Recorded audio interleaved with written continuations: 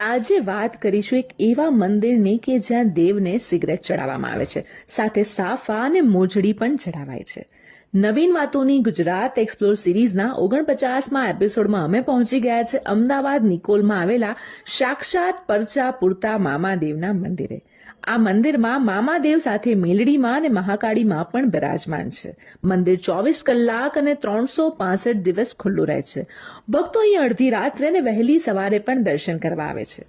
જે લોકો જીવનથી કંટાળી ગયા હોય, જેમના દુઃખ દર્દ દૂર ન થતા હોય, એવા લોકો શ્રદ્ધાથી ગુરુવાર ભરે છે અને મામાદેવ થોડાક જ દિવસોમાં એમનું કામ કરી આપે છે.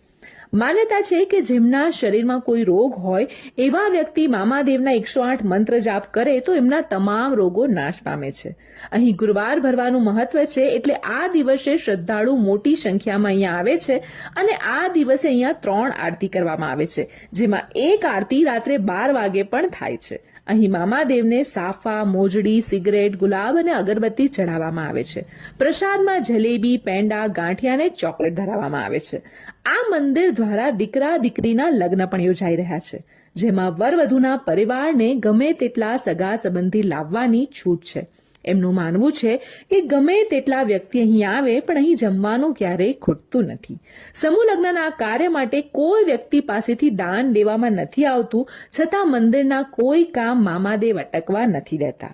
મંદિર દ્વારા દર ગુરુવારે